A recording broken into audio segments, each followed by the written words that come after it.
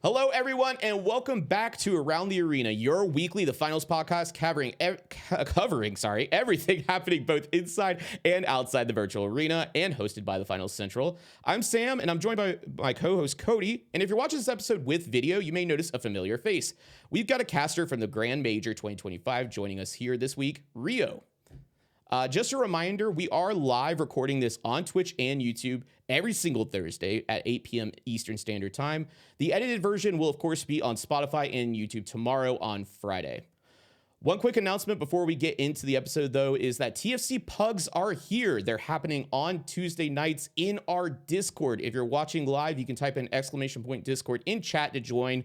Otherwise, they will be down in the description. It was a fun time. We ran it for our first time this past week here live on our channels, and we're excited to get this to become a weekly cycle. On top of that, though, this is your training ground. So if you're interested in casting or observing or just getting plays under your belt, join in for those and submit us a ticket over on our Discord if you're interested in casting and observing, as we want to kind of create a community and a space for you to test new things out. So whether you're a brand new caster or observer, or whether you're somebody who's casted the major, but you want a spot that's low stakes and able to test out some new material, hit us up. We would love to have you on the show. We're down to help you also with an assist. So if you want one of us to cast with you or observe alongside you, just to give you some guidance, like that's what we're here for. It's basically a trading ground. So if that sounds interesting at all to you, again, !Discord if you're watching live, or down in the description of this episode so that you can join.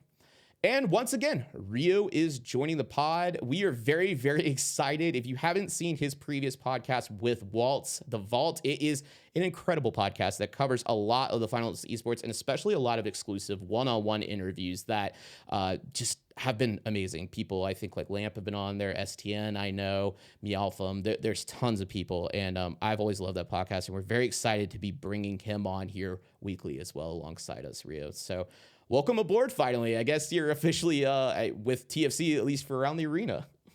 Yeah, thank you guys. I mean, it's a real honor to be here. You guys have been a nice force in the whole scene.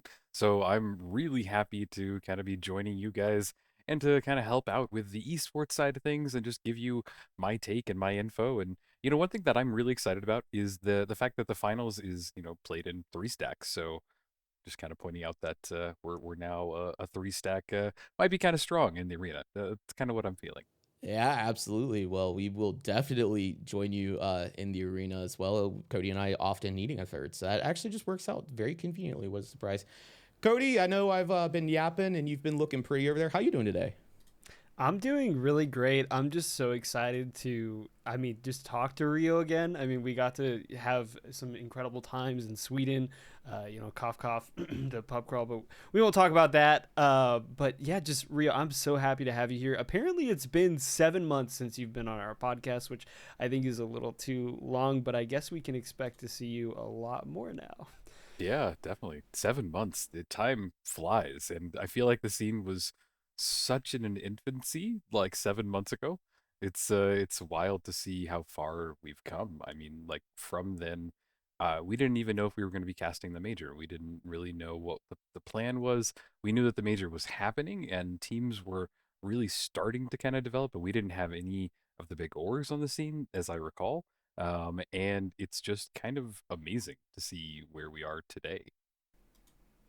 Yeah, no, you are so genuinely right. But the question is, Rio, it's been so long since we've, had you, and I'm sure everybody knows who you are. You're the big, Grand Major caster, But for the people that might not know who you are, what brought you into the scene? How'd you get here? Yeah. So back in the early days of the scene, I'm talking season two, there was Craze who kind of put out a post saying that, hey, I'm doing Breakout. We want to kind of make this one of the first competitive leagues in the scene. And I had had some experience at the time working with Quake Champions, and I wanted to kind of experience what the finals had to offer. In my opinion, it just felt like it was very inherently a competitive, like esport. Like I felt like it was there, and then under the whole kind of scene of it being like a game show, I felt really lent to being something fun to watch. So I sent him a message, sent him a little bit of my old stuff on Quake Champions, and he was like, "Yeah, come on, come give it a shot." And I ended up being pretty much a regular. I casted nearly every breakout event except for just like two or three of them. So they had me as a regular, and boy, back in those days, that got me absolutely addicted. Like I just wanted to see how far I could take it. And it's really funny too, going back to some of those early VODs of Breakout, because I sound so quiet and like scared. Like I don't know how to express it, but kind of this past, 2 years almost has really learned me or lent to me finding my voice. And I kind of love that, going back and looking at like, oh, that's who I used to be. And now it's weird to listen to clips of me at the Grand Major because I sound so different, so different. So that's how I got started, to answer Yeah, your question. honestly, hearing that is so like just wonderful to hear. I feel like I am already kind of going through that journey. You know, Sam and I have been starting to cast, and like, yeah, finding your voice. And I mean, I've always been kind of known as the guy that's way too loud, but for some reason, you put me in front of a mic trying to cast, and I'm like a little quiet. Yeah. So just being able to find the voice, and also I just want to say, like, you know, with the experience of casting, like I can't imagine casting with the tools that you guys had back then because there wasn't any. So being able to pull that off, I think, is an extra different kind. I don't know, it's just a different kind of skill. Like that's insane. So yeah, having like no free cam or anything, like Oh my gosh. And like the first events were genuinely streamed by other people. So we had to Right. like join their Discord calls, their Twitch streams, and like we had people talking over like us even. yeah, Like we had to that sounds dial it back, crazy. and yeah, it feels so wild. And it was my first time ever like interacting with Embark as well, because we were actually asking for observer slots in these private matches, and telling them, hey, I would love to see this, I'd love to do that, and we actually got them. Like it was kind of cool because mid that tournament we had the first time playing around with observers, and it was neat. It felt like just a small flash in like, hey, we actually do believe in you guys at least a little bit. We see something here. Because previously, before that, like they had basically said like, no, esports is not something we want to pursue. And it's kind of heartbreaking, but the community took it on their shoulders and ran with it. And you see where we are now, and we definitely have their attention. Yeah, I honestly think that's one of like the best kind of esports is when you make a game that's just for fun. And Yep. I think those always become the best esports. I feel like that is the perfect potion. Like I don't know how it works. It's just people are drawn to things that aren't supposed to be competitive, and they find a way to make it competitive. Yeah, without a doubt. Yeah, I mean it's crazy to see just where it's come from, like season 5 till now as well. In season 6, like PHL season 0 was just even crazy if you watch those VODs versus like last season. So yeah, the scene's evolved so much. You mentioned Breakout earlier, which we actually have an interview with Craze and Starz that we Nice. actually filmed just before this pod, and we're going to cut to that in a little bit here. But before PHL, you did say that you casted with Breakout and things like that. Was there anything else you were kind of involved in the scene before PHL? Before PHL, I mean met with Waltz. That was kind of the biggest breaking point of my whole kind of career into this whole scene. And we did our own podcast. You mentioned it early on. But Waltz was kind of my co everything. Yeah. We met, we ran stuff, we chatted all the time. It was great. It was a great way to kind of build myself into the scene, and just kind of really become kind of that a staple. Like it became Rio and Waltz. And I definitely want to announce to everybody here, this is not the end of Rio and Waltz. We are still incredibly connected. He is still one of my genuine closest friends. And yeah, this is not the end. It's more just kind of want to try some different stuff. Try joining a new crew, and I think having three of us here is a good way to kind of express what the finals is in a multitude of ways, and our backgrounds and everything else in the whole scene. So yeah, it's interesting. I know we kind of got derailed off there a little bit, but yeah, definitely Waltz, and definitely happy to announce that we are still definitely together. So Yeah, I can't imagine where we'd be if that was the case. We'd be like, two kids and our parents are splitting up. That we wouldn't know Exactly, who to choose. yeah. We can't choose. We can't choose one. We love both of you, and Yeah. and we would have to like do all of our might to try to keep it together. We want that to. You guys are the duo. Like I can't think of another duo. I remember there was like so many times during PHL, and I'm like, dude, it's been way too long since I've seen Waltz and Rio on the cast. Can we get them back together? can we put them back on the cast together? It's been too long. All right, I can only do like a week or two. Coming into the scene, even, I mean, we didn't know like that PHL was as big as it was, starting out, right? Like we honestly, Cody and I came in and were mistaken to think that Waltz and Rio ran all the PHL. Like we hadn't met Burrita yet. We hadn't met any of the other casting crew. Yeah. Artie was somebody that apparently I was friends with on Steam, probably from Counter-Strike when I played in college. Didn't know he was involved in the finals. And all of a sudden he subscribed to our YouTube and I was like, wow, that name's really familiar. And then I looked at my Steam and I was like, oh yeah, I see that guy pop online all the time, but I don't know really who he is. And I like DM'd him. I was like, yo, dude, like, we're friends on Steam. And then I saw him casting PHL. I was like, this guy's everywhere. He's literally everywhere. Like, what are we doing? Oh, man. Yeah, just to like reminisce too. Like, I mean, Sam and I were even talking like, because Waltz posted a clip of like season 0, and we're like, dude, like the nostalgia just from that. And it hasn't even been that long, and like, I'm just like, how did we find PHL? Like, I'm trying to remember how that even happened, and I mean, I just have to give it to you guys. Like, you and Waltz were such a pivotal point for us. Like, I don't even remember how you guys found us or whatever, or like how we got in contact, but I mean, if it wasn't for you guys, we wouldn't be where we are now. So just, yeah, you guys are the best. Yeah, I mean, Waltz helped us spin up our Discord even, and like Really? helped us did. set up. He did help us spin our Yeah, Discord. like you guys both played so many pivotal roles in us even getting started in this community, and it is crazy to see how much we've been able to grow alongside you. And I mean, just all the amazing accomplishments you've had, which we're going to jump into right now with like casting closed quals, for example, of TGM. Like, what was that like to finally find out that was happening? And like going to Sweden, going to ESL, like tell us all about it. Like, I want to know from your perspective. So one of my favorite things is just the fact that they took a leap of faith and they believed in us.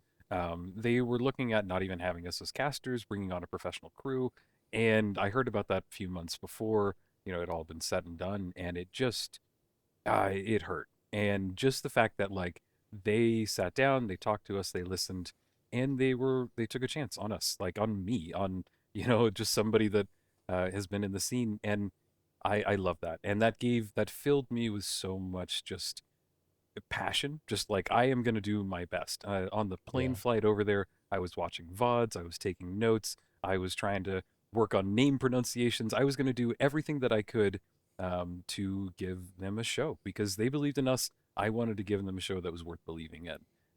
And just flew over there, immediately met Oscar and Caroline, and they were just these amazing people. They're exactly who you would expect them to be. And they were just great. We met, we chatted. They showed me the office. Another just amazing moment that stands out in my mind is I met Rob for the first time. And I go up to him and I introduce myself. I'm like, "Hi, Rob, I'm Rio." He goes, I know. And I'm just kind of like, huh, what? Like that, it just kind of humbled me. It was just kind of just really amazing. And I felt very welcomed and just they really liked what we had done. And that was cool too, because we've had this just disconnect. Like are we doing something that matters? Are we doing something that, to the parent company, do they care? And chatting with the developers, the map makers, the weapon designers, everybody, they loved us. They knew it. We had several people. One of the like main map designers is a huge fan. Like he watches all the time. And I just like was shocked to learn this. We actually ended up giving him a PHL t-shirt in Stockholm. So it was neat to be validated. And I just, yeah, I have never experienced anything like that. And just to see just behind the scenes on everything and everybody being very open to us, it was a dream. It just kind of probably one of my favorite things I've ever done in gaming and just in kind of anything. So yeah, a very magical experience. Embark is so many happy people. like it. I've been into a lot of offices in my life and my career, and I can genuinely say like the atmosphere, the people, they all seem happy. And I don't think that they were putting on a show for us or anything like that. I think that they were genuinely happy people, and I don't know. That says a lot. I'm kind of a guy that tries to do a lot of things around happiness, and just walking into a room of happy people, it's like, wow. And then it's like people that love the game that I love. It's a surreal feeling, and yeah, I could go on and on, But Closed Quals was amazing. I then got to meet Jerry and Artie for the first time. I gave them the biggest hugs ever just because I could. You work with somebody for a year and like every weekend we grew together, and then to see them in person, it was so cool. And then we got to work next side by side. We saw the studio for the first time, and our jaws just dropped. Like it was such a moment of just pure like, oh my god, this is real. Oh my god, they've really put some time into this. This is a real sport, a thing. And just we had such an energy, such a everything building up from that. And then we casted the games, and it's neat too because when you're casting in person, you get to kind of do like hand signals, just kind of like off the side. You get to do little motions that make it flow better. So it turned into just a really polished, flowy, amazing cast, and just some of the best that I've ever done. I think I had a few moments in the Grand Major that were better, but overall, from a casting perspective and just like a lifelong fan of the finals and everything that they've done, uh, just amazing. My little Cinderella moment is what my wife kept calling it, and I hate how accurate that was. So yeah. No, it's awesome. Yeah. I mean, go ahead. Oh, sorry, Cody. Yeah, I mean, You're good. it's awesome. Like seeing that come to fruition. I mean, seeing you guys, like we watched it from home. We did our watch party. First of all, all of your castings were so amazing that we were able to be glued to our seats for 9 hours over, twice, 2 in a row, I guess. So 18 hours total, and not wanting to miss any of the action. But it was like really cool to see like that initial camera shot, I guess, of like inside the ESL studio. And it's just, you guys are like, oh my God, that's our friends. That's so sick, Yeah. and then of course, like at the majors, just a whole nother story. That was just incredible. Yeah, I mean, you guys killed it. You deserve it as well. Shout out to Embark, for, it's something that we've been raving about a lot, especially with 2026, the RFI, system coming out, like leaning into this community and just like knowing that not only are we like wanting to do the work, but it's because like for the love of the game and the scene. And they're like, you know what, like instead of taking that for ourselves and trying to do something that maybe is not as great, like these guys are listening to the community because they are the community, and I think that is what has made this scene so amazing. I think 2026 is obviously going to blossom a lot more because of that. And yeah, like it's really cool. I mean, it's really cool to also be friends with a TGM caster, so I have that. Oh, it did.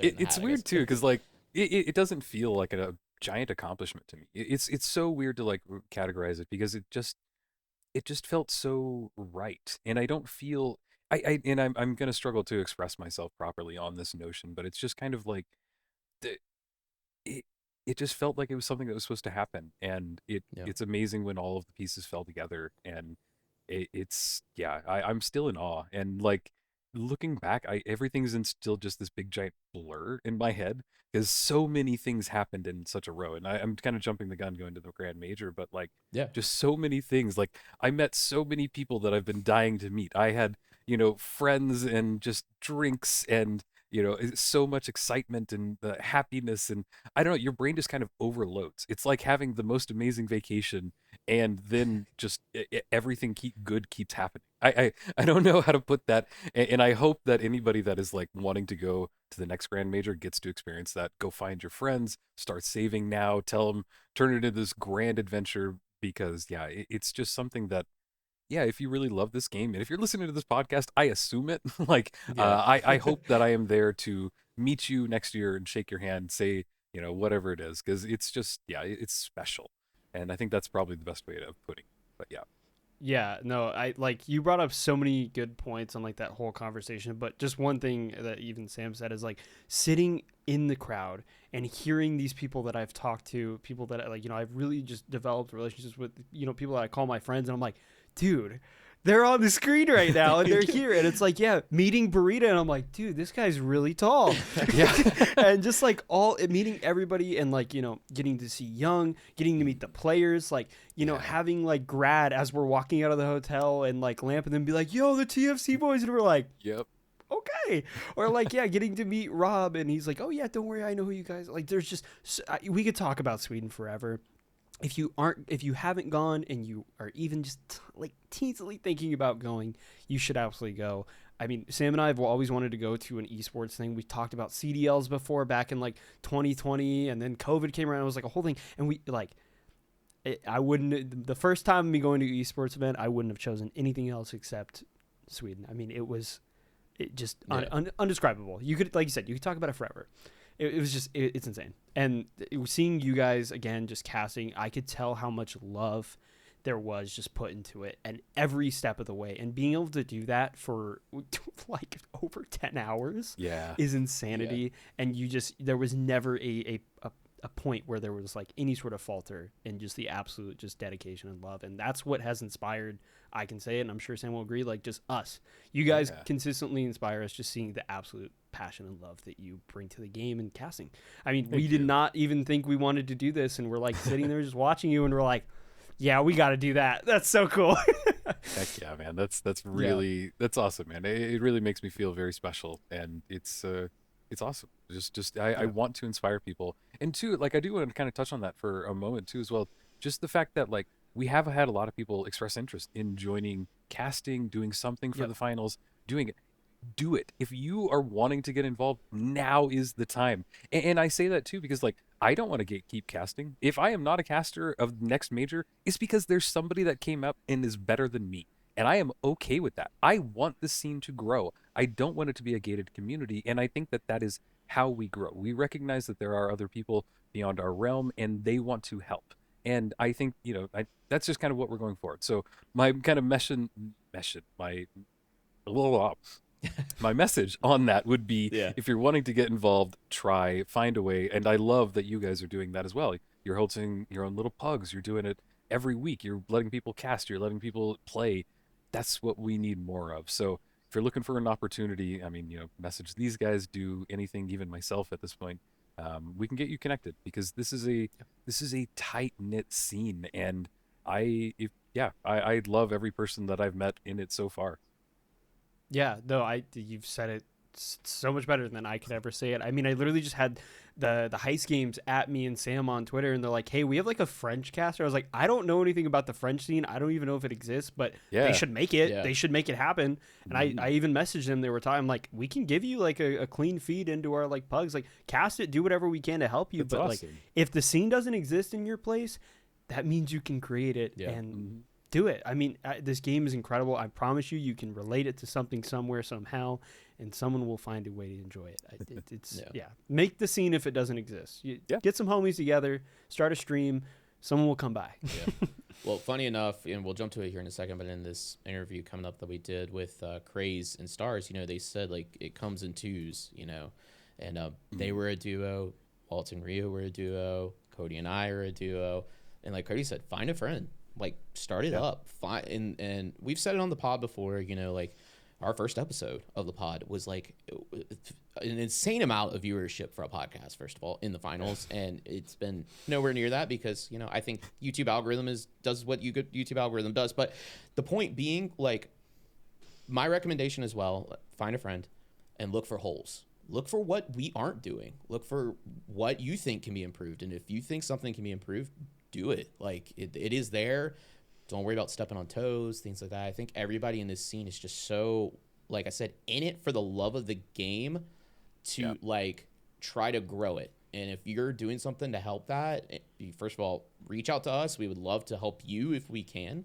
But just do it because we all want this thing to be the vision that we all have. I mean, we see this as pretty much the best FPS on the market, best FPS esport on the market. It's the most fun to watch, that's for sure. And so, sometimes it's more fun to watch than play. I'll say it. Yeah. It's crazy. So, but especially like, I just want to say like one of my best tips that I can give to someone, which has gotten us way further than I thought. Every time I look back, and it's just literally reach out to someone and ask. Like that is the biggest thing you can do, and it has opened so many doors that I thought were locked or didn't exist. I thought I was just hitting the wall, and all of a sudden you just asked, and it goes a lot further than you expect. So just the first thing you can do is do it. It's the only thing you can do. That's the best way to start it. It's fantastic advice. Genuinely, I have no notes. That's what people should run with. Yeah. So, I guess the other thing is like, was there any kind of like, oh my gosh, like eye-opening, crazy moment. I mean, you had the closed quals experience. You went out to Sweden. You met Oscar and Caroline and Thixie and, Artie and Jerry. And you kind of had some experience at ESL at that point. Saw the city maybe a little bit. Like, was there even like another just like, I guess like a first time for everything kind of thing moment going from closed quals to like actually being at the Grand Major at that point? Yeah, it was this really interesting like lull because you knew Yeah. that something big was on the horizon and like not far off and but like not there just yet. So I just remember that time being just really kind of just a weird feeling, and I don't know, and also just kind of on coming to the Grand Major, I got to bring my wife, and like Yeah. that was really cool to me, for a multitude of reasons. Just because she got to see me in that capacity, she got to see people come up to me and chat with me, and it was neat. It was just something that made it feel very real, and all the time that I had put into it.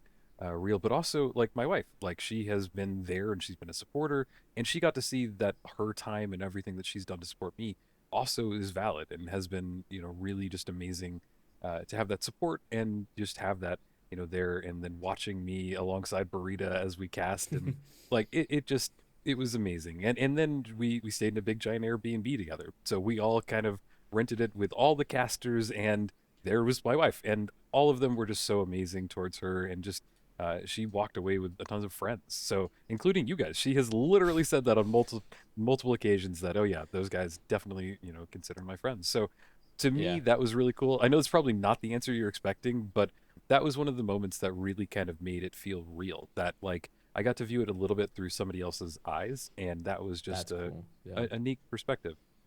That's Yeah, no, I think you're so right, and it's really hard sometimes to view, especially when you're in an online space, to really see the impact, or like just Yeah.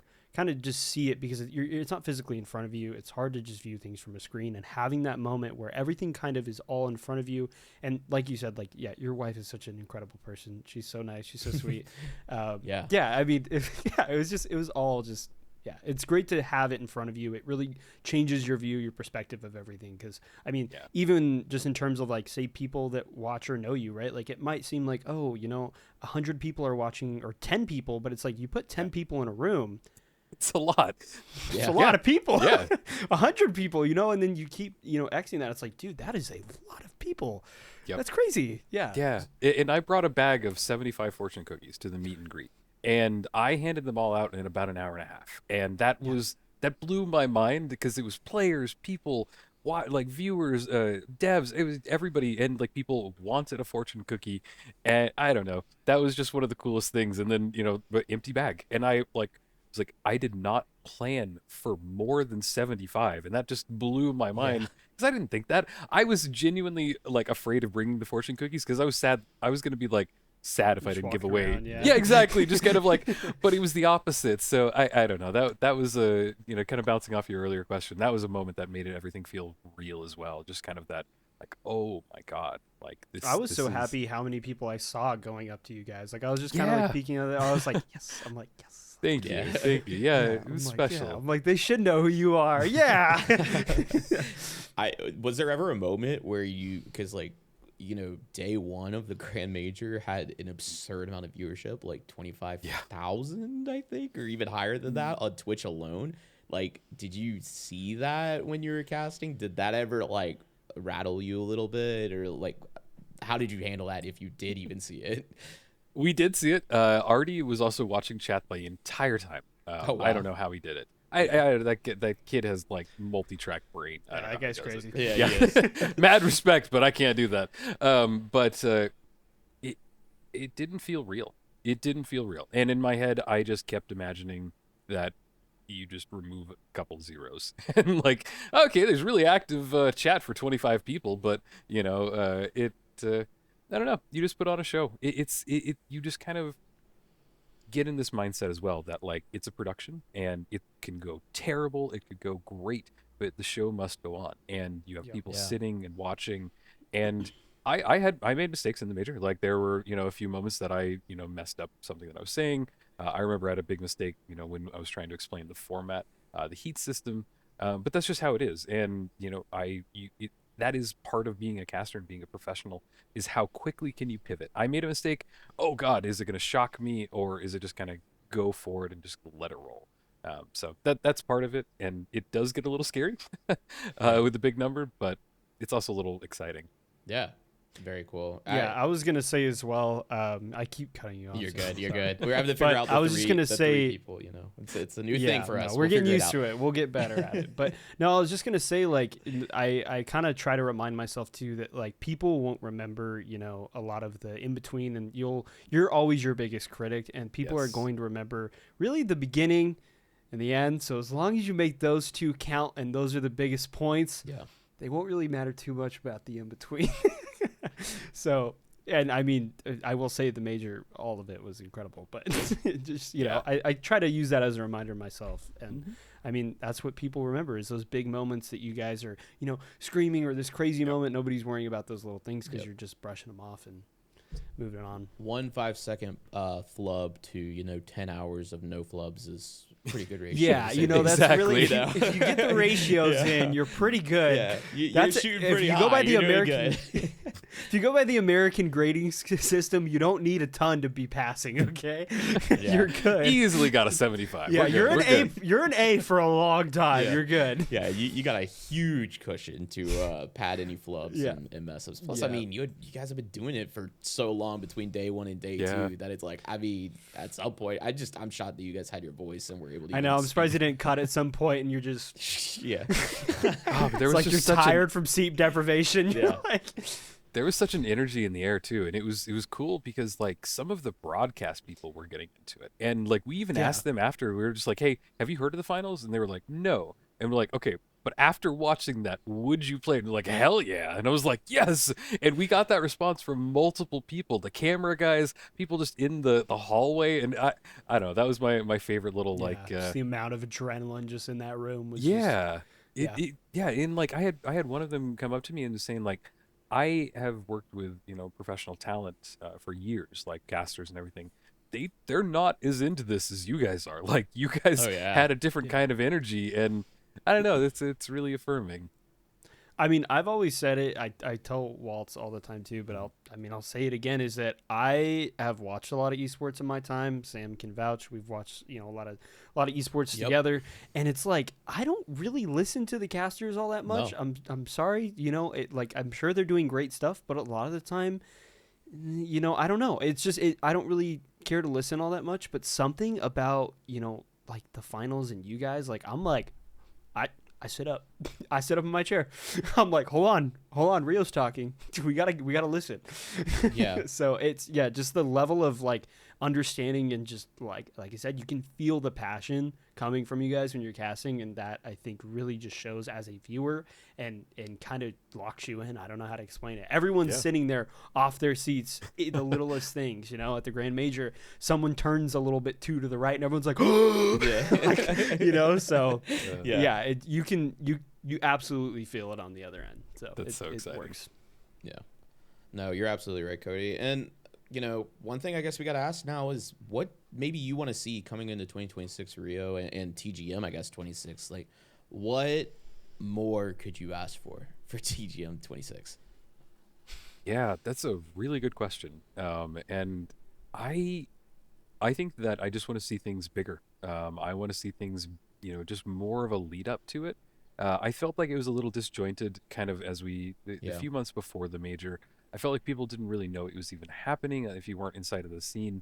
And I would love to see things bigger and better. One suggestion that I would love to do, and I did pass this on to the dev team at one point, is in-game viewing of the actual event. Like either if it's just a Twitch stream, or if you can take it the 10 steps further and do it what you can do in Counter-Strike, and most likely other esports, but it's what I know, is that you can actually like be inside the game and you can fly around the map as the teams are playing. You can set up your own camera angles. You can turn on and off the casters. You can do a lot of stuff with the HLTV, and I would love to see that in game and more of a hype around actually like the event, because like that's one thing that Counter-Strike did so well during all of their majors is they had like a system. They had like a fantasy league where you could, you know, pick which team is going to make it. It made me invested back in the day because like, oh, I don't know who this team is, but I want to win a shiny gold star, or whatever it is. And it worked. Like, that was back in the early days, and here I am, still doing it. So that's one of my biggest wish lists, because that's how you draw in people that have no interest. And even on that same vein, I was talking to a friend, and he literally just started playing the game. One of the first things that he bought was Ape Squad's bundle, just because he thought it looked cool. And like, That's it's just awesome. kind of it's there. The formula to draw those new viewers, to draw the new fans in. It's just there. And I just think it's just a few more steps, a few development cycles, whatever they need to do, would really take that far. I think Yeah, that's like, especially we're doing it again. go ahead. No, you're good. It's all jokes. But genuinely, like, Marvel Rivals, I think Sam and I have talked about this a million times. That might have been what he had cooked up, was the Marvel Rivals stuff, right? Like, being able to go into the game, like, watch it, observe it with you, that would be so cool. Even just having, like you said, the portal open, to the stream, saying, hey, this is here. Like, even if you don't want to interact with it, it's like, it's right here. Come look. Come say hi. But especially, like, man, the journey, being able to have that, kind of intensity built, that, like you said, it was a little bit lacking, especially in the last, like, really, like, month or two before the major. It really was just like build, boom, just absolutely, like, dropped. But I do think that the major was able to really quickly snag that energy back. Yeah. It just, the journey, I think, is what's so important. And if we can get that journey slowly built, I think that'll be, it'll be peak. It'll be perfect. I think there's two things, right? So the first thing was the qualification process was very long, right? Time-wise, like dates-wise. It was a very long process, even though it was technically only 2 weekends and then the event, right? But there's so much downtime between all of it. And I mean, meta changes were happening, and then we had PHL season 2, and then the BFR got banned all of a sudden, and it was just like, like all that was just a really long window where it became kind of easy to forget if you're not in the scene. Like, if you're not watching PHL, which you should be, but hey, not everybody does. But like, there's so much happening, but if you're not really in tune with the scene, it's easy to kind of forget about if it's not right in your face. And I will say, on the other part of this, like the Marvel Rivals thing, I think, if I don't know anything, but like my prediction is that the framework for like what we're kind of talking about, having like something embedded in the game to help you keep involved with esports within the finals, especially with the new RFI system, which, is some way, which we're waiting on more details, of course, but like some way, a pathway to get to the Grand Major. Like, as those events are being onboarded, they're more like partnered events. I think that esports menu that we had, like, that was a big thing, right? That got added in. We saw the partnered teams, and really all it was a splash screen that took you to an external site. But like, the framework's there. Like, it's in the game. You're like, okay, we have a sub menu now. And then, it's just, you can add pick'ems. You could add even just a Twitch player. That's just a web browser pick'ems, that's what the name was, Yeah, like a web browser built in, though. Like, I think the framework is there. And so my prediction is, I think with the RFI system becoming a thing, that they could lean into it. Because I can understand how the development effort maybe didn't make sense for TGM 25. You know what I mean? Like, you did have all that downtime. Like, that page would kind of do nothing during all that, because technically PHL, Ape Squad, all these other events were abstracted away. It's just for fun, quote unquote. Obviously big practice. We find it for more than that. But it is abstracted away from Embark's esports plan in that sense. Now with RFI, I think that's not the case, right? It's ingrained. And so now it makes sense to, let's put the development effort in. Let's build that page out or menu out. Let's, ingrain this more into our core system, which is the game engine. And I see it happening. Rob did leak a couple days ago that replays should be coming soon. So really? I think that would be a big thing. Yeah, he was just, I saw like somebody screenshotted it from a chat, and I think it's in the next season that they're wanting to introduce it. So I mean, it's a Rob message. I've been hearing a lot of things about season 10. I don't know. Take it with a grain of salt. I'm not trying to get too excited. Well, I'm not trying to get too excited for season 10. People keep saying some things. I'm staying. Yeah, I know. I have to be a little hopeful. tight-lipped, exactly, because I've said some things recently that have lit up a whole nother community, but that's another story for another day. But yeah, it's interesting, and I think that you're right that the framework might be there and that we're close. So I think that the next major, might be there. Yeah, I think you're right, and I mean season 10. something that is public knowledge is PS4 being dropped, right? No more support on PS4. Cody says it the best. You had your fun. I'm sorry. You got the use out of the machine. You guys okay? have had a really long generation. It's time to move on. It's been so long. The PS5's been out for a minute now, right? Like your PS4. Dude, the PS5's considered old. Okay, we gotta put it down. Okay, but put it down. But we talked about. You're gonna tell me we don't need to put down the original Xbox One and the PS4? Yeah. Okay, you don't want to. I don't want to put it into perspective. But Well, I was in like middle school when that thing came out. Okay. Yeah. All right. I am almost 23. On the game too. Like we should mention that. That's a really interesting point. It did not launch on the PS4 and Xbox X or whatever it is. They did that after, I think it was season 2 that they introduced that, maybe a little bit later. It was a technical marvel when it happened. So yeah, they had their fun, but I just think it's amazing that they did it. But I also think it's really promising that they are getting rid of them because it's got to be some technical limitation or some wall that they're hitting that they just can't go past, and I think that's pretty promising. Well, Yeah, there's two features. not to hammer it down again, but like genuinely, I really mean it. I might be wrong. I think I was in like 5th grade when the Xbox One came out. That's how bad that is, guys. I am almost 23 in like 10 days, okay? We need to put it down. I'm sorry. Well, and the thing is, Go ahead. like the technical limitation, right? Like Rio just said, is like instant replays aren't on there, along with a lot of consoles. So there's one, and I don't think Point Break as well is on really much. I think it's on PC. I think it's on PS5. I'm guessing the base console. I don't know about if you need a Pro or something like that. And then the Xbox, I don't know if the Series S has it, but the X has it.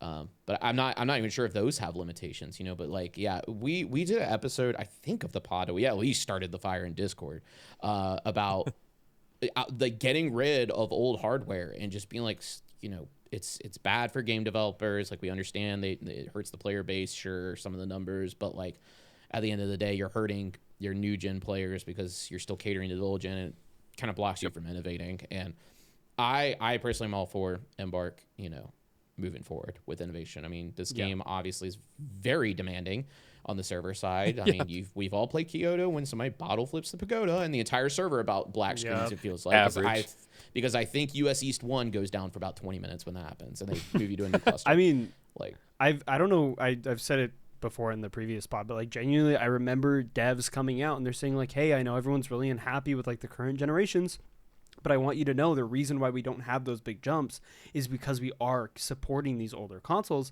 and that's why it doesn't feel like these big generational jumps anymore. Obviously, tech is advanced like a crazy amount and you're gonna stop noticing those big jumps, but like that especially is a reason why we haven't seen these like super massive jumps in gaming and development, is because we're supporting these old consoles and old like super old things, and it's gonna happen again with all the RAM shortage, but that's a different podcast. Whatever. Yeah, we can talk about hardware limitations later. It's a whole podcast episode for itself. But we do have something special and something new that we've brought to the pod this week, and that is that interview that I've mentioned a couple of times here with Craze and Starz, two of the owners, if not the owners of Breakout, I guess I should say, that are making their return to the finals. Rio mentioned earlier that it was his start into the finals esports, and they provided a lot of great insight into, just them coming in, helping springboard. It's something that Breakout does. They just get invested in new games, try to help build the esports scene, work with developers and things like that. And so I won't talk about the interview because we actually have it for you. So fellas, if you don't mind, I think we can jump to that. What do we think? Think so. All right. We'll see you back here in just a second. Hello, everyone. Today we got an absolutely fantastic guest joining us to shed some light on Breakout ES and its place in the finals heading into 2026. Please give a warm welcome to Craze. Hey everybody, how you guys doing? How y'all doing? Dude, it is so great to have you in here. Genuinely, we love everything that's going on at Breakout. Speaking of Craze, though, who is Craze and what do you do for Breakout? I am a humble organizer. I'm the CEO of Breakout Esports Solutions, and it's BES. We work with a lot of developers. Our main goal is to kind of like kickstart what isn't there yet for these like games that are coming up from the ground up. Hence the finals back in when we covered in 2024. We want to be able to assist developers in creating the building, showing them what esports can look like in their game. And yeah, that's what Breakout really is. It's just a platform where we help the developers get what they need for their game, but also provide the community with something with structure, something that they can count on, that they can always say, "Man, I want to showcase my talent and pun intended, break out into the scene." Yeah, no, that makes plenty of sense, and I think you guys, do it in such an incredible way. I don't think there's really a lot of other, places that are able to pull that off the way that you guys do. I mean, the level of production and just love that you can tell that is put into every part of it, it really shows genuinely. Speaking of that, though, is there something you can give us? What can we expect from, Breakout in the finals 2026 competitive season? Well, we are super excited to be back here. Like you guys already know. Well, to the OGs that know us already, you guys already know we kickstarted the esports team back in 2024. Um, we're coming back now with that year of experience outside of the genre. Like originally, Breakout started in the FPS scene. We kickstarted off with working with Ben and Namco and Gundam Evolution on their esports scene there, and then we've transferred over to the finals. The finals was like basically like the our baby because we showcase a lot. Like our goal is to give you a competitive environment, but give you things you wouldn't be necessarily used to, like stats, all the extra data that you guys normally don't see in some FPS games. We want to give you that feeling. We've always joked around about being the ESPN of esports. Is that we want to give you the things that you think you don't need, but you actually really do need as a competitor. So this year coming in, we want to continue on from where we left off. The PHL did an amazing job during the 2025 season. Like they helped grow the teams that that we were nurturing at the beginning, because those guys were like still looking for like, who am I going to team up with? How can I showcase myself off? And they did it in 2025, especially on that grand stage. You guys were all part of that. So our thing is just to continue on from that point and just give our part into it and provide the scene with another competitive environment, more opportunities to showcase, give the underdogs, the ones that didn't get that notoriety last year or make it to the grand majors. We want to give them the opportunity to have another stage where they can show off and you know, and just show us what they have. I want them to have fun. Yeah, absolutely. And you've honestly, something I want to circle back on real quick is, you mentioned like the OGs and such. I think a lot of people appreciate, and if you're following the finals esports now and just starting to get into it post TGM 25 and such, like it's important to note how much of a springboard breakout kind of caused for the finals esports and kind of blooming it into already what it is today.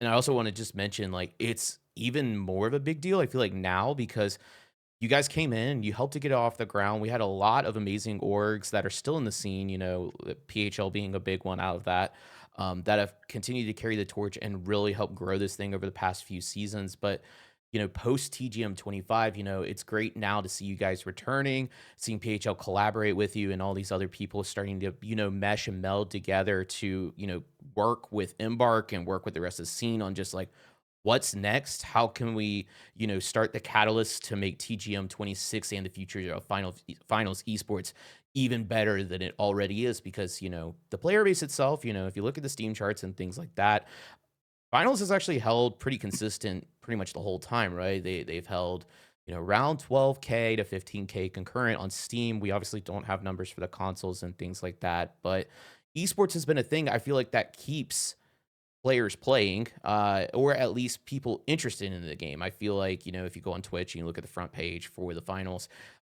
most of your top streamers are pro players. They're playing in PHL, they're playing in scrims. That is like the content that people are watching for the finals, which is very different than a lot of games. And so overall, seeing just more leagues like yourself come back, especially with high quality production like you did, like the show match was incredible. Cody and I, we did a watch party for it last week, and it was just like our mouths hit the floor seeing, the cash out timer, like the custom one that you had under the UI. Yeah, Super that was so clean and cool. cool. That was so sick. Yeah, it was awesome. And seeing, people like Breakout returning to the scene to help continue to push the envelope and revolutionize it even more is just that much more important. So, honestly, big thanks from us to you and Breakout for, taking an interest back into the finals and continuing to believe and help it grow even further than what it already is. Oh man, I appreciate the kind words, and my partner Stars, he's the mastermind behind all the stuff you guys see, all the aesthetics, all the visuals, the little features that I was more I appreciate this so much. I love the guys, I love all the teams that were there. But I was more excited is to see if anybody picked up on that cash out timer and the other little things that we threw in there without mentioning it. And you guys were the first ones to notice it and I was happy to see reaction. So I thank you guys for picking up on that. I'm glad. Well, we're glad that you all liked it, because but those are the things that we mean before. Is like Starz is the esports side. He's the guy he's the player. He played pro. He played pro in different things. I have a relative who played with my little brother, my little cousin. He played pro in Gears of War. I'm the consumer. I'm the guy who sees everything and has to be. I want to be the kid in the candy store. He gives me what the players want. He shows me what an esport should look like. And I'm the greedy old Grinch over here that says, "Give me a second, let me go ahead and look into the scene and see what it is that they want." Because it's not just about us just saying that we're going to do something. Like I said before, we're not looking for the popularity and none of that. We want to make sure that what we do it right. Because if we don't do something right, why do it at all? So our main goal is because we are a broadcasting company, we want to be able to go there and be picked up to do the major events, to be the guys that did like DreamHack that did the event for the TGM. That's what we specialize in. So Yeah. so that's the good thing about myself and Stars is that he is the player, he is the soul of esports. I'm the guy that sees it and says, "Do you even need us there?" Yeah. And he's actually the person who proposed the finals to me originally, because he started playing the finals like you did in the betas and the season ones and all that stuff. Like he was the one that fell in love with the game. So Yeah. if anybody wants to get things, thank Stars for this one. Well, we're going to go ahead and bring Starz on now here. Thank you so much, Starz, for joining us, by the way. I know we're a little bit into this interview and we're a little pressed for time, but we appreciate you taking the time out of your busy day just to hop on with us. And we're going to go ahead and get started here real quick. I just want to hear an introduction from you, Star, and, how you got into the scene, how you got started with Breakout, what are your kind of contributions to Breakout, and what are you excited for with like the finals 2026 and how you guys are making your return? Hello, my name is North Stars. You can call me Matt.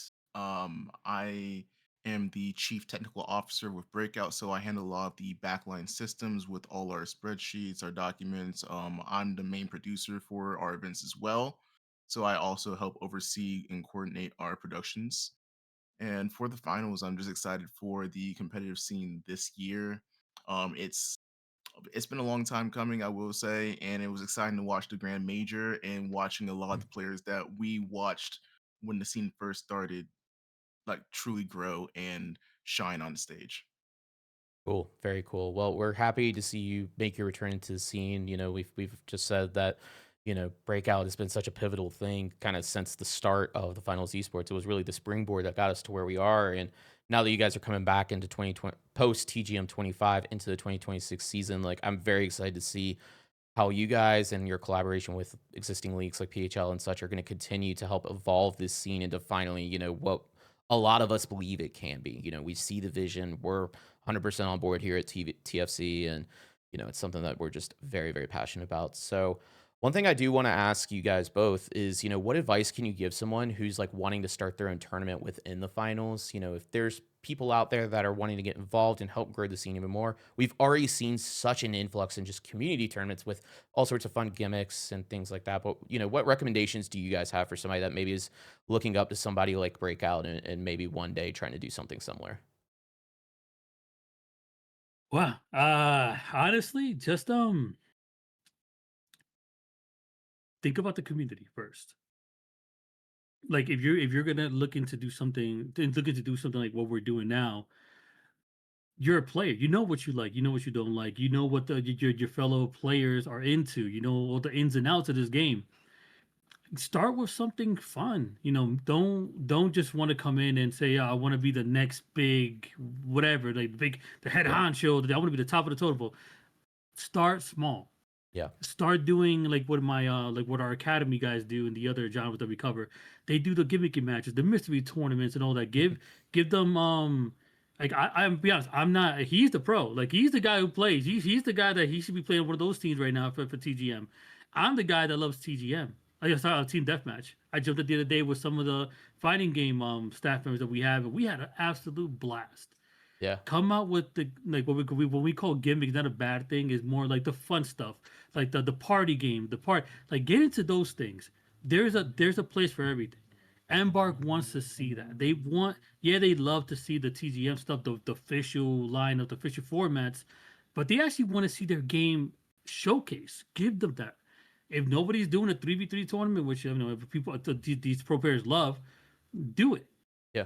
If they want to do only cash out, they do cash out. Do TDM.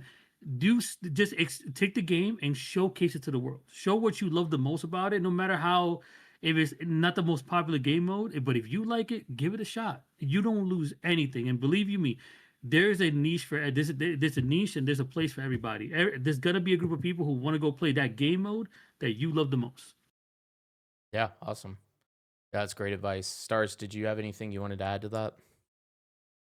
I always like to say it comes in twos. Like it starts with two. If you have a dream, like put it out there, and there's probably someone out there that will want to join you on that journey. That's kind of how it started out for us. Craze put out his dream out there. I always say this. He gave a powerful speech, about his dream about making Gundam the next big thing in the Americas, and wanted to create a tournament scene for Gundam. And I offered my services as a potential producer, and it kind of took off from there. Craze put in a lot of work. He found us two wonderful casters, Wonder Chef, who is doing the Pokemon Unite championship series with Nintendo, and then you have Jamerson, who is now with Apex Legends. He just casted, I believe, the Apex Legends Global Series Championship as well. Oh, very cool. He put in a lot of effort finding us great casters to work with, and off of that dream, it kind of just blew up from there. We got opportunities to work with Bandai, and from there on, it kind of just blew up. So, like I always say, if you have a dream, find someone else that believes in your dream just as much as you and wants to put an effort to grow with you, not grow and like so for their own benefit, but grow for the cause. Totally. Yeah, I think that's great advice. And just being in the final scene for, the 9 or so months, I think that Cody and I have been in, exactly like you said, just be in it for the fun of the game to help grow the scene, working alongside people. It seems just to go the longest way, at least in this community. And it sounds like that's the case. We don't have much experience beyond the finalists, at least right now. And that's awesome to hear. So I do know this is obviously a short interview. We talked about it earlier before you hopped on Star, but we would love to get you guys on for maybe a longer episode here in the future, especially once Breakout starts up, fully in their league, and checking in to see how things are going, what updates you have, things like that. So we'd love to bring you guys back on. But do you have any like closing remarks or anything like that you'd like to give us today? I gotta say one thing. This is the most important thing I can say is I want to say thank you to everybody who gave us the opportunity, who gave us their time and their talent to let us showcase them in the way that we were able to do in 2024. All that work, all that effort, all the grinds of like having to deal with either no spectator mode like we did at the beginning, or not having a lobby system that really worked the right way and all that stuff. But I want to give thanks to the community itself, all the players and all that. But especially I want to thank Embark, because since we first started in the scene, I was able to have communication with them on a lot of different levels. It wasn't always perfect, but the one thing that they were always willing to do was just to listen, and that's why one of our objectives within the game was to find out what didn't work, what could make it better, and list it out, send it out to them. I guarantee you that if we go back to that list that we sent out at the very beginning of when we first started, I know that Starz know, wow, they actually went through with this and they did this and they did that. It's like they're listening. It might take them a long time to get it done, but they're listening. So all I can say is like thank you to the community out there for one, giving us their time. Thank you to the new ones that tuned into the show match and received us with open arms. To the skeptics, I hope that we did our job. Hopefully, we entertained you. We showed you that what we promised, we delivered, and what you guys saw the show match is in our final form. It was just testing the waters a little bit to see, if some things would work, and hopefully all of you guys enjoyed the show. Awesome. Yeah, well, thank you guys again so much for taking the time out of your busy day. I know, and again, we'll be in touch. We'll get you on a longer episode because we have a lot that we want to talk about. But I think it will be best once Breakout's up and running to get all the further details. So, thank you guys again, and we'll head back to the episode. Yeah, thank you guys. Thanks so much. Welcome back, everybody. What an awesome interview, and what a great time just meeting Craze and Starz. I mean, that's the first time that I think Cody and I have sat down and had the opportunity to have a conversation with them like we did. And I think I speak for all of us when I say that we are just very stoked to see Breakout back in the scene, talking to them and just the way that they operate in, like I said, trying to build stuff up from the ground. And then, they backed away for a little bit. And now, like, them rejoining now after I feel like the finals esports, it's not like having a renaissance because it's been on growth the whole time. But you kind of get what I mean. Like, we're like in like stage 2 of growth, I feel like, at this point post TGM 25, right? So I feel like this is the perfect opportunity. I think them, along with like PHL and just everybody else that's doing things around the scene, is just really going to make the finals esports pop off into like what we think it should be. Right, guys? Yeah, no, absolutely. I was gonna say, I did the thing, Sam. You put the parasite in my brain, okay? I now just say absolutely all the time, and I hate it here. Anyways, what I was going to say though, was that they are just so nice, and like I literally told them to it like right after the interview. I'm like, Breakout is such an insane like just place. They're so good at what they do, and I can tell we're gonna be in good hands this next coming season. It's gonna be great. Absolutely. Yeah. Clip and sorry, I was responding to something. I know the stream, if you're watching on the multi-Twitch and you happen to be on my channel, I don't really know what happened. OBS decided to crash my stream, but we're live everywhere else. So hopefully you've migrated to one of the other places that we're live. This is why we have redundancy built into the streams, right, guys? Yeah, so anyways, I was responding to a chat, and yeah, the parasite got me once again. What a surprise. But on the topic of Breakout, and I also mentioned PHL, Rio, as the head honcho here out of the three of us for PHL Season 3 is finally back in here. What can we look forward to? Oh man, we have honestly been cooking. New format, brand new casters. We've brought more people on the production side, so it's not all going to be Burrito doing everything, which honestly is just amazing. And I'm really just, we've got a new stream package. We've got new overlays, a few secrets that we can't even mention yet. We've got just, it's a lot. I want to talk just for a sec because like I think that we're at a really interesting time in the scene. It's growing, it has made attention, but we have the harder challenge now than even starting it. It's maintaining and continuing to grow. So we're trying to do everything that we can within the PHL thing side to give you a really solid production. And I think that we're really doing it proper. So I am excited to really just see who comes out. The teams that signups are still live, by the way. So if you've been looking for an opportunity to get into the scene playing, take your chance. Come play. If you have a 3-stack, sign up, come play. You never know. We've had some crazy unknown teams really make a showing. And I think that's something that I'm excited too, is that like we have seen so many names and people that I know are going to make it into PHL, but there's a whole other half that I won't have any idea. It is up in the air. We could have just a complete unknown team come out there and dominate the scene. It has happened before in other esports team when it really kicks off that the talent comes out of the woodwork. So I'm excited. PHL is going to be amazing. And honestly, if you haven't signed up, go sign up. If you haven't followed PHL, don't know what we're talking about, go Google PHL, prohubs.tf, go to our website, take a look at everything, and follow us on Twitter. That's probably the best way to stay on top of everything PHL that is happening. But if you can't tell, I am excited. I can't wait for it all to kick off. And I believe it's kicking off at the start of next month. So we're only, like 2 weeks away, not even, which kind of gives me a little bit of fright because we have some things to finish behind the scenes, but everything else will be really a good time. And I think that we've just gotten really good at like affecting kind of the formula for PHL. So yeah, just expect more, better, and everything. And if you're not involved, you should be. That's my biggest wrap up. And Sam, Cody, do you guys have anything to add to kind of PHL today? Anything that we've talked about? Only one thing for me. Congratulations to ProHubs TF/PHL on Twitch partner. That's all I gotta say. Oh, thank you. WPHL. We were in Sweden. We left the bar with Rob, and we're going to karaoke when I think the news dropped. And that was awesome.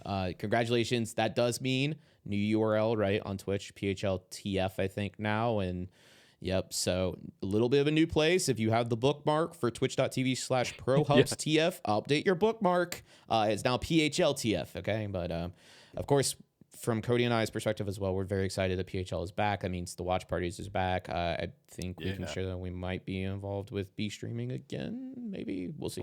Yeah, you could.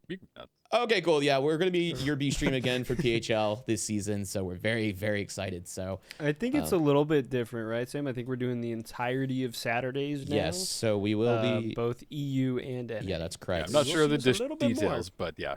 Yeah, You guys so we will be Saturdays, both EU and NA as of right now. To shout out the finals Italia. They also, I believe, will be streaming the EU games as well, but they will be in Italian. So if you want an English simulcast, we will also be here. It'll all be streamed together, so you can hop back and forth, multi-Twitch, do all the things you love to do. But that's it. That's enough yapping for me, Rio. Sorry. Absolutely. Well, and I guess on that note, I just want to remind everybody that the episode will be live tomorrow on YouTube and Spotify. And for that, we will see you around the arena.